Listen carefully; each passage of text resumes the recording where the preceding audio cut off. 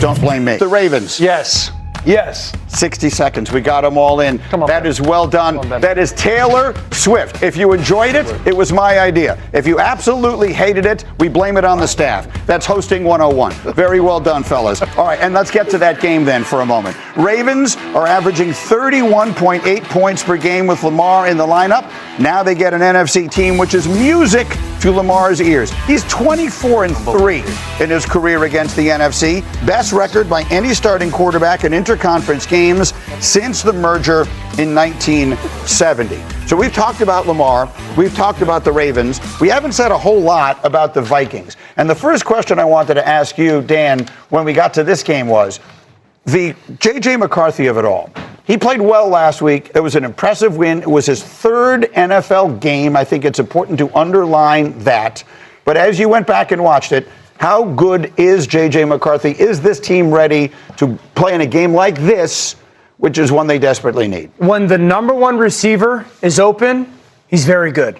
And that's where this falls upon Kevin O'Connell. How much can he scheme up to allow J.J. McCARTHY to play his best? Because when he knows the coverage and he thinks that first anticipated read is going to be the guy, it's really good. He throws it really good. He throws it with super confidence. He puts his back foot in the ground. That ball is drilled right where it's needed to be. When he has to get to that first or second guy, that's when you see the dip off between accuracy but also tension. When he has to throw to that first receiver, it's easier. It seems more natural. When he gets to that second and third and guy, it's almost like you're watching in real time, just tense up, and then sometimes meet a hawk, the ball's absolutely ripped, and you're like, you don't need to throw it that hard in that moment. And so he's still so young.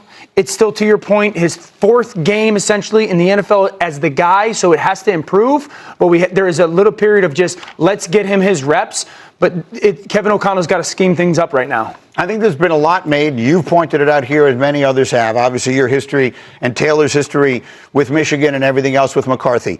For a normal quarterback, if you just sort of look at their experience, this would be like week 4 of his rookie year. Correct. This would be September of your rookie year. But unfortunately, because the circumstances have been what they've been, he gets inserted in the midst of a playoff run that they desperately need every single win. He goes on the road and he beats the Lions. Now they get a Baltimore team that people are all expecting to make a run here. The circumstances for McCarthy are pretty tough. Well, he entered Sunday, I think, with more pressure on him than just about any player in the National Football League, because everybody knows this is a franchise that had on its roster last season Sam Darnold and Daniel Jones. Again, here we are with the New York quarterbacks shining elsewhere.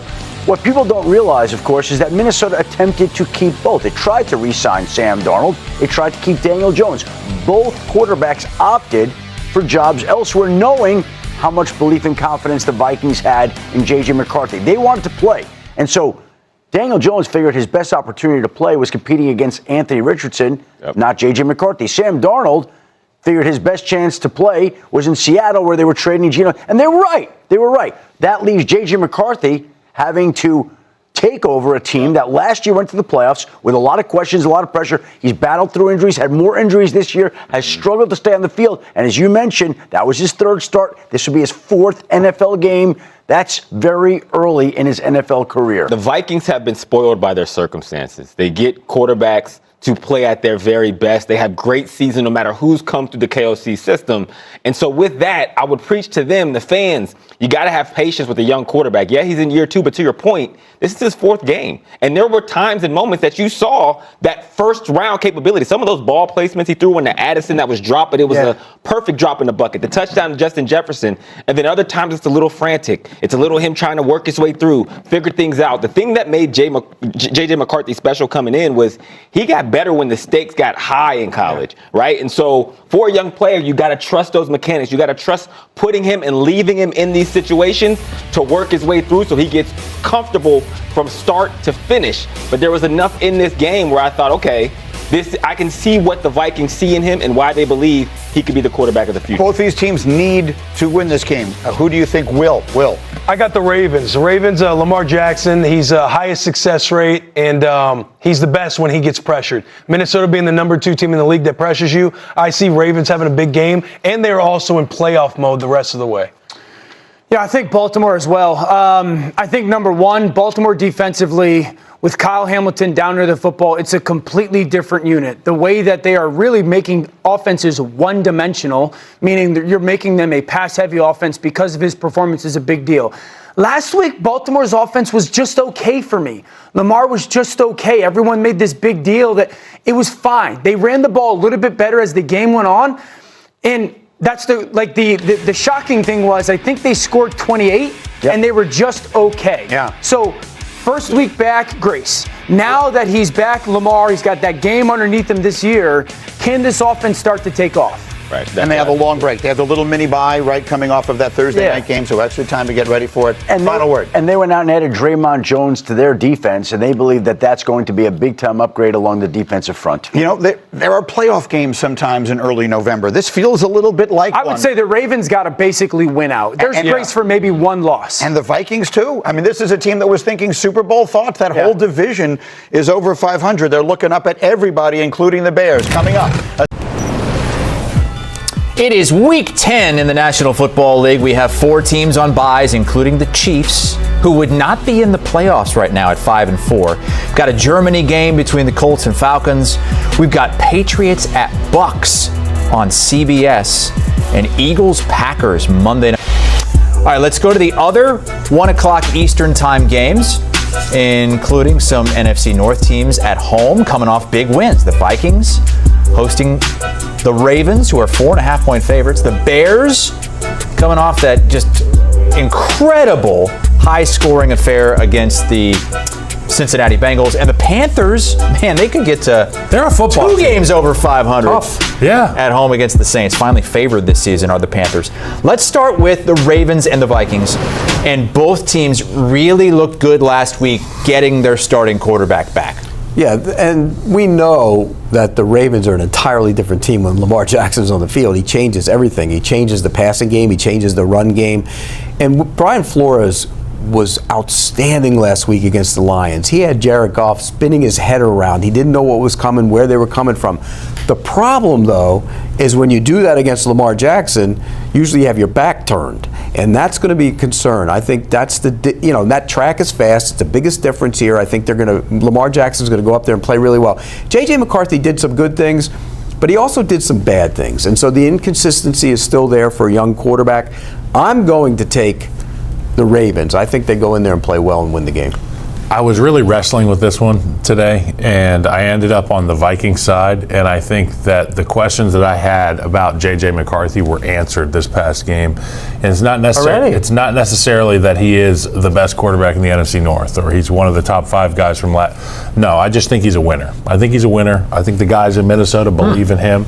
And with all the questions in Baltimore about the defense, about Lamar's hamstring, I think there's less questions right now in Minnesota if that guy, J.J. McCarthy, can show up and just throw the ball to your stars, man. It doesn't have to be that complicated. No. Get the ball to Throw Jefferson. Justin Jefferson the friggin' ball. Give me the Vikings in this spot. You know, he's been a winner. He played at IMG Academy where they recruit every kid in the world at high school, and then he played at Michigan where they had like 20 people that were drafted. And now he's playing with Justin Jefferson. He's got Kevin he's a winner. O'Connell. You're He's going to got win. Josh McCown. He's got good players. You're a winner. You're a winner. You know what? That I could have taken snaps on those teams and they would have won games. I've been on great football teams and we didn't win. I've been on teams with great players that we didn't win. You know what? You know who was a winner and a leader? Tim Tebow was once upon a time. God, that guy was good. What was his throwing motion?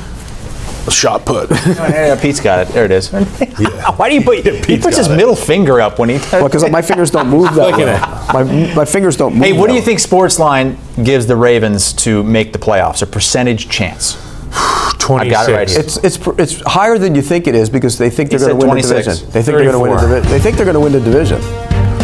33% according to Sportsline. The odds think that they're going to win the division. The odds they're minus money to win it, but Sportsline a little iffy. By the way, that defense, guys, Roquan Smith, Marlon Humphrey, they woke themselves up. You know who else woke up? The Steelers defense. Yeah. All right, let's move on to Kyle's different game. Chicago Bears. The division. You're jumping ahead. Slow your roll. Everybody wants to play the divisional thing. Kyle. What's that? The Bears are only a half game. Be so for real, you guys. You did not have Daniel Jones and the Colts on top of the AFC heading into Week 10. However, that is where we sit at this point of the season with Drake May and the Patriots sitting in second, followed by the Broncos, Steelers, Bills, Chargers, and Jags. No Chiefs in the AFC right now. On the other side, the Eagles have held firm despite questions about their team. Both them and the Bucks back at it post-bye week. Seahawks, Packers, Rams, Niners, and Lions rounding out the top 7. But don't count out the Bears. They have been exciting, and hey, there's still plenty of time to turn things around for a few of the teams in the hunt. So let's get to some second half predictions with our good friend and NFL writer, Tyler Sullivan. Sully, we're going to start in the AFC. Unexpected pecking order when you look at how the playoff picture looks right now. Unexpected to maybe a few people not named Haley Sutton and Tyler Sullivan, because you and me this summer, Tyler, were all over this Patriots team and the success that we are seeing. Give us your second half prediction here when it comes to the Patriots. How good do you think they can be? I think they can be as good as the number 1 seed in the AFC. And now, it's not the necessary. Vikings, of course, to that big win over their divisional rival in Detroit. When J.J. McCARTHY is healthy, what's your second half prediction for this team? How far can they go?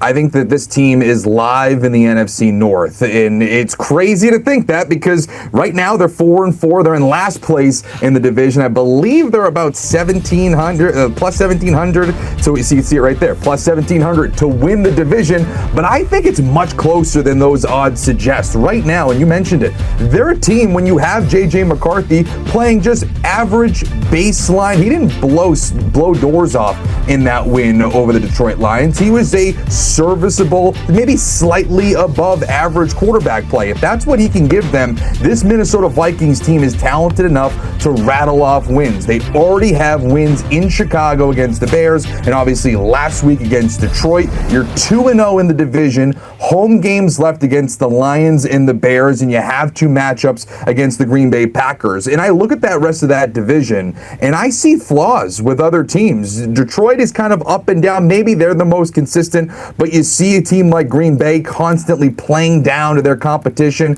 getting upset against the Carolina Panthers, getting upset to the Cleveland Browns. The Chicago Bears defense still has a lot of questions. So it's not like there's this one juggernaut, this one beast, one Goliath that they need to slay. I feel like this is a sleeping giant in that division because they now have stable quarterback play with J.J. McCARTHY. It's always important to remind folks that J.J. McCARTHY has played, 5 NFL games in his entire career. So the numbers, while we expected him maybe to be a little bit further along, he's dealt with a lot. I will leave you with this when it comes to the Vikings here, Tyler. J.J. McCARTHY, the only quarterback since 1950 with 2 or more passing touchdowns and 1 or more rushing touchdowns in 2 of his first 3 career starts. So it's going how it's going with J.J. The Vikings are going to host the Ravens on Sunday Night Football. And speaking of the Ravens, Tyler, the AFC North still kind of feels wide open. I know that the Steelers are kind of owning it at the minute. They're the only one with a winning record, but you can't count